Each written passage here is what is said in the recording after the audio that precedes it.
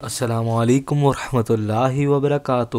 تو آج آپ کی سماعتوں کی نظر کرنے جا رہا ہوں میں خوف و ہراس کی دنیا میں سنسناتی ایک سچی داستان، انائی کے آدم خور وحشی کی قسط نمبر 2۔ یہ آج سے 6 ماہ پہلے کا واقعہ ہے۔ مجھے ان دنوں انائی کے جنگلات میں درختوں کی کٹائی کا کام کرنے والے مزدوروں کی دیکھ بھال پر لگایا گیا تھا۔ علاقہ چونکہ بے حد خطرناک تھا، اس لیے گورنمنٹ نے 12 مقامی سپاہیوں پر مشتمل ایک دستہ میری حفاظت کے لیے روانہ کیا۔ اس دستے کی کمان جس کے سپرد کی گئی تھی، اس کا نام لارڈ بل تھا۔ وہ بیلجیم کا رہنے والا تھا اور ایک نڈر اور خاصا تنومند آدمی تھا، اور سچ تو یہ کہ میری نسبت یہاں کے باشندوں اور ان کی رسم و رواج کے بارے میں لارڈ بل کی معلومات بہت وسیع تھی۔ ایک رات کا ذکر ہے، ہم دونوں آگ کے الاؤ کے گرد بیٹھے ادھر ادھر کی باتیں کر رہے تھے کہ لارڈ بل نے مجھ سے انائی کے آدم خور انسانوں کا پہلی بار ذکر کیا۔ میں یہ سمجھا کہ یہ بھی محض گپ ہے، اس لیے ہنس کر کہا، چھوڑو یار، کوئی اور قصہ سناؤ۔ میں نے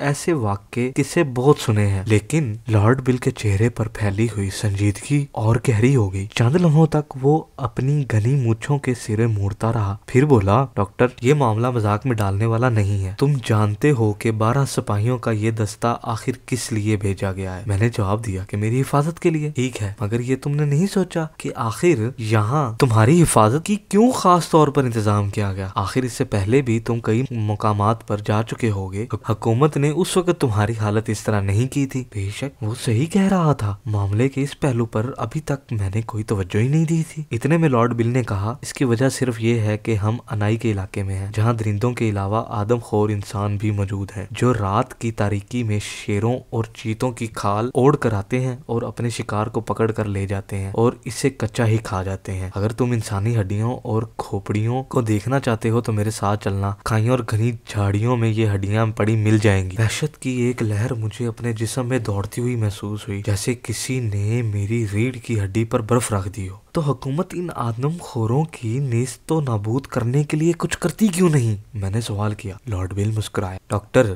تم بھی کیا معصومانہ بات کرتے ہو؟ پہلے اس علاقے کو تو دیکھو، یہ تو کانگوں کے خوفناک جنگلوں کو بھی مات دیتا ہے۔ اس میں 1-2 آدمی تو درکنار، اگر 1,00,000 بھی چھپ جائے نا تو ان کو تلاش کرنا محال ہے۔ حکومت نے اس کوشش میں اپنے بہت سے جانباز آفیسر اور مانے ہوئے شکاری گنوائے ہیں، جن کی ہڈیاں بھی بعد میں دستیاب نہیں ہوئی۔ البتہ مجھے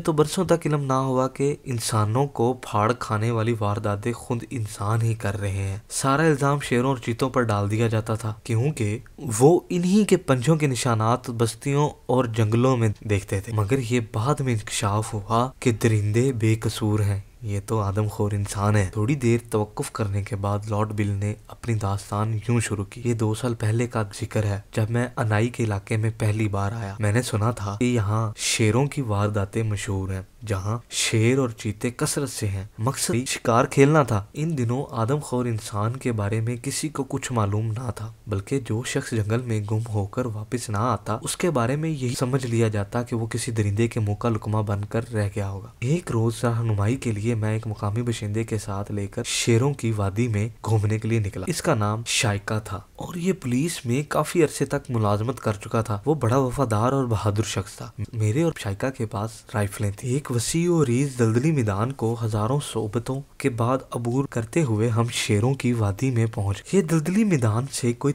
3 میل دور پہاڑی سلسلوں کے دامن میں موجود۔ یہ پہاڑی سلسلہ دلدلی میدانوں سے بھی زیادہ دشوار گزار ثابت ہوا اور ہمیں اونچے نیچے ٹیلے چھلانگ کر آگے بڑھنا پڑا۔ جنگل میں چاروں طرف ایک ہیبت ناک سناٹا طاری تھا اور قدم قدم پر خاردار جھاڑیاں ہمارا راستہ روکے کھڑی تھیں۔ اس طرح کوئی 1 میل تک ہم دونوں شکاری آگے نکل گئے۔ ہم جوں آگے بڑھتے جاتے، جنگل میں تاریکی پھیلتی جاتی، کیونکہ بلند درختوں کی چوٹیاں آپس میں ایک دوسرے سے اس طرح ملی ہوئی تھیں کہ سورج کی روشنی بمشکل ہی زمین پر پہنچ سکتی تھی۔ دفتن شائقہ کے منہ سے ایک حیرت کی ہلکی سی چیخ نکلی اور اس نے لپک کر میرا بازو پکڑ لیا۔ میں نے گردن گھما کر دیکھا تو سامنے ہی جھاڑیوں میں کوئی 20-25 گز کے فاصلے پر ایک شیر خون خوار نظروں سے ہمیں گھور رہا۔ شیر یکا یک دھاڑا اور ارد گرد کی پہاڑیاں اس کی ہولناک گرج سے کانپ گئیں۔ جنگل میں شیر کی ہیبت کا صحیح اندازہ وہی شکاری کر سکتے ہیں جو شیر کے شکار کا عملی تجربہ رکھتے ہیں، کتنا ہی نڈر اور جرری آدمی ہو۔ شیر کو پہلی بار دیکھتے ہی ممکن نہیں کہ اس کے ہوش و حواس برقرار رہیں، اور یہی کیفیت میری ہوئی۔ رائفل میرے ہاتھ میں تھی، لیکن جب چلانے کا ارادہ کیا تو ایسا معلوم ہوا جیسے میرے ہاتھ سن ہو چکے ہیں۔ شیر نشانے کی عین زد میں تھا، مگر ہم دونوں پتھر کی طرح بے جان مورتیوں کی مانند بے حس و حرکت کھڑے اسے دیکھ رہے تھے۔ یکایک اس نے جست لگائی اور بجلی کی طرح ہماری طرف لپکا۔ سنبھلنے کا موقع ہی کہاں تھا۔ اس سے پہلے کہ میری رائفل کی گولی نکلے، شیر نے ایک ہی دھوتڑ میں شائقہ کو گرا دیا، مگر دوسرے ہی لمحے خود بخود میری انگلی سے رائفل کی لبلبی دب گئی اور گولی شیر کی گردن میں لگی۔ ایک ہولناک گرج کے ساتھ شیر نے کلا بازی کھائی اور غراتا دھاڑتا ہوا سامنے کی جھاڑیوں میں گھس کر غائب ہو۔ یہ حادثہ ایسا غیر متوقع اور فوری تھا کہ آج بھی سوچتا ہوں تو سخت حیرت ہوتی ہے۔ شائقہ کے دائیں کندھے سے گاڑھا گاڑھا خون مسلسل نکل رہا تھا۔ ظالم درندے نے ایسا جچتا تلا ہاتھ مارا تھا کہ میری سمجھ میں نہیں آ رہا تھا کہ کیا کیا جائے، اور سچ تو یہ کہ مجھے خود موت کی سرگوشیاں سنائی دے رہی تھی۔ اس ہیبت ناک جنگل میں جو شیروں سے بھرا پڑا تھا، دو آدمیوں کا ہمیشہ کے لیے گم ہو جانا کسی کے لیے حیرت کا باعث نہ تھا، اور نہ یہاں کوئی ہماری تلاش کے لیے آتا۔ سب سے بڑی مشکل یہ تھی کہ زخمی شیر کہیں قریب ہی موجود تھا، کیونکہ اس کے غرانے کی لرزاخیز آوازیں مسلسل بلند ہو رہی۔ میں چاہتا تو شائقہ کو چھوڑ کر اپنی جان بچانے کے لیے واپس جا سکتا تھا، لیکن یہ فعل ایسا سنگ دلانہ اور وحشیانہ ہوتا کہ میں اپنے آپ کو کبھی معاف نہ کر سکتا تھا۔ زندگی کی اہمیت اور قدر قیمت کا صحیح احساس انسان کو خطرے کے وقت ہی ہوتا ہے۔ میرے پاس الفاظ نہیں ہے کہ میں ایسے بھیانک منظر کی منظر کشی کر۔ غریب شائقہ تکلیف کی شدت میں اس قدر نڈھال ہو چکا تھا کہ اس کا بچنا ماحول دکھائی دے رہا تھا۔ اس کے چہرہ تپتے ہوئے تانبے کی مانند سرخ اور آنکھیں باہر کو ابلی ہوئی تھی، اور اب اس کے منہ سے کراہنے کی اور چیخنے کی ملی جلی آوازیں نکلنی بھی بند ہو گئی تھی۔ وہ بے ہوش ہو چکا تھا، اور ادھر میری کیفیت یہ کہ سارے جسم پر لرزہ طاری تھی۔ جھاڑیوں میں چھپا ہوا زخمی شیر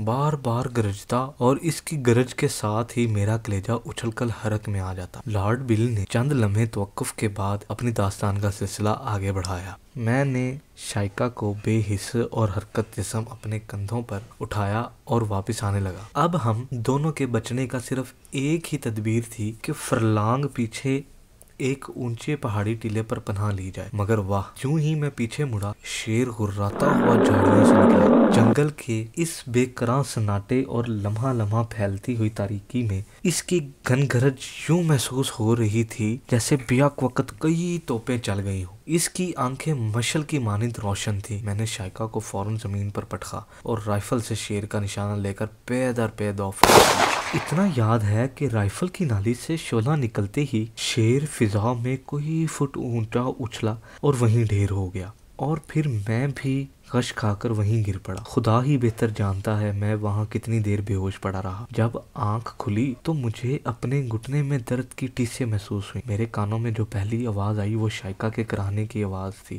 میں نے جیب ٹٹول کر ٹارچ نکالی اور اس کی روشنی میں گرد و پیش کا جائزہ لیا۔ مجھ سے 10 قدم کے فاصلے پر شائقہ پڑا تھا۔ میں نے اسے آواز دی تو وہ لڑکھڑاتا ہوا اٹھا اور میرے قریب آ گیا۔ پھر ہم دونوں ایک دوسرے کو سہارا دیتے ہوئے اپنے کیمپ کی طرف واپس آئے۔ ہزار صعوبتوں اور بے پناہ دشواریوں کے ساتھ ہم اب بھی بمشکل 3-4 فرلانگ ہی گئے تھے کہ ایک عجیب واقعہ پیش آیا۔ جنگل کا یہ حصہ دلدلی میدانوں کے سرے پر واقع تھا، اس لیے یہاں گنجان درختوں اور جھاڑیاں نہیں تھی، اور ہم زیادہ فاصلے تک بخوبی دیکھ سکتے تھے۔ ہمارے دائیں جانب کوئی 1 فرلانگ دور ایک بلند اور عموداً اٹھی ہوئی پہاڑی تھی، جس کی چوٹی سے دھوئیں کا سایہ بادل بل کھاتا ہوا آسمان کی طرف جا رہا تھا۔ ہم حیرت سے دھوئیں کو یوں تک رہے تھے جیسے زندگی میں پہلی بار دھواں دیکھنے کا اتفاق ہوا۔ شائقہ نے کہا، ضرور اس پہاڑی پر کوئی رہتا ہے، لیکن اس ویرانے میں جو صدیوں سے درندوں اور حشرات الارض کا مسکن ہے، کون ہے جو اپنی جان کی پرواہ نہ کرتے ہوئے ایسے یہاں آن بسا ہے؟ میرا خیال ہے اس پہاڑی کے اوپر یا اس کی پشت پہ کوئی بستی ہے۔ گھسیٹتے اور لڑکھڑاتے ہوئے ہم دونوں بے ہزار